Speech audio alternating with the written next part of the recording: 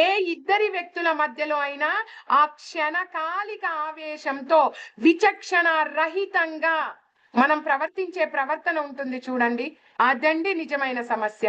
దయచేసి షేర్ చేయండి దీన్ని. మన శరీరాన్ని నాశనం చేయడం ద్వారా, దెబ్బతీయడం ద్వారా కష్టాల నుంచి తప్పించుకోలేము కదండి. చాలా ఇంపార్టెంట్ స్లైడ్. ఆత్మ, ఇది దయచేసి పుస్తకంలో చదవండి. దీనికి చావు లేదు, ఎవరెవరితో చనిపోదు ఏంటి మొత్తం కూడా రాశారండి కదా. మరి వెళ్ళిపోదాం, ఇంకొక ఇంపార్టెంట్ టాపిక్ ఉందండి.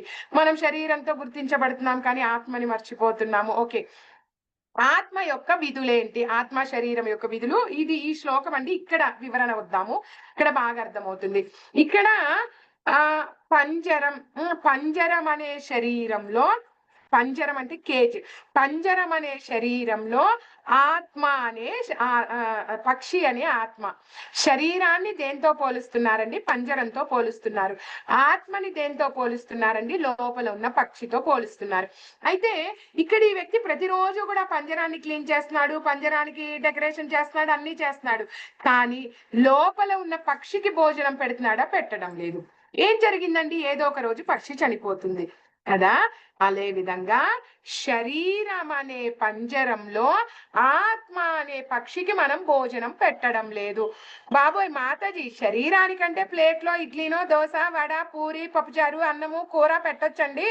ఈ ఆత్మకి ఏ ప్లేట్లో భోజనం పెట్టాలి? ఏం పెట్టాలి?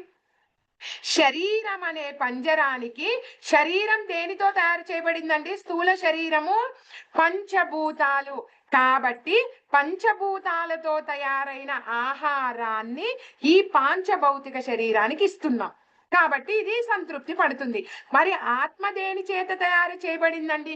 సత్, చిత్, ఆనంద. సత్ అంటే శాశ్వతమైనది, సనాతన అంటే ఏంటండి? శాశ్వతమైన కదా. చిత్ జ్ఞానము.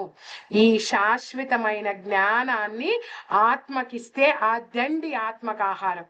ఈ 2 రోజుల నుంచి మనం ఆత్మకు ఆహారం ఇస్తున్నామండి. ఎలా? భగవత్ నామస్మరణ రూపంలో, భగవద్గీత జ్ఞానం రూపంలో. అది ఆత్మకు ఆహారం కదండి. ఇప్పుడు నేను ఒక కొత్త కారు కొనుక్కున్నానండి, ఒక కొత్త డ్రైవర్ని పెట్టుకున్నానండి. ఆయన చేతికి ప్రతిరోజు డబ్బు ఇస్తున్నానండి. ఏమని? బాబు పెట్రోల్ పోయించు, డీజిల్ పోయించు, కారుని కడుగు, కారుకి ఇది కొను, కారుకి అది కొను. నెలాఖరు వచ్చిందండి. నెలాఖరి రోజు నేను డ్రైవర్కి జీతం ఇవ్వాలా వద్దా? ఇవ్వాలి కదండి. ఇవ్వకపోతే ఊరుకుంటాడా ఆయన? ఆయన డ్రైవర్ జీతం అడిగాడండి, నేను ఇవ్వలేదండి. పాప ఆయన కొంచెం మంచి వ్యక్తి. 2 నెలలు చూశాడు, 3 నెలలు చూశాడు, 4 నెలలు చూశాడు. 5వ నెల అన్నాడు, అమ్మ ఇదిగో తల్లి నీ కారు తాళాము, నువ్వు ఇదిగో తీసుకొని వెళ్ళిపో కదండి. ఏమంటాడు? నాకు కొత్త కారు దొరికింది, వదిలేసి వెళ్ళిపోతాడు. అంతే కదండి. కారు అనే శరీరంలో ఆ డ్రైవర్ అనే ఆత్మ ఉందండి కదా. మనము శరీరానికి మాత్రమే ఇవ్వడం కాదండి, డ్రైవర్ కి కూడా శాలరీ ఇవ్వాలి. ఇవ్వకపోతే డ్రైవర్ వదిలేసి కొత్త శరీరాన్ని తీసుకుంటాడు కదా. మరి శరీరం ఎలా చూసుకోవాలండి? శరీరాన్ని వదిలివేయాలా? వదిలివేయకూడదండి. ఎందుకంటే మనం తెలుసుకున్నాము, స్థూల శరీరం లేనిది ఆత్మ కానీ సూక్ష్మ శరీరం కానీ ఏమీ చెయ్యలేదు.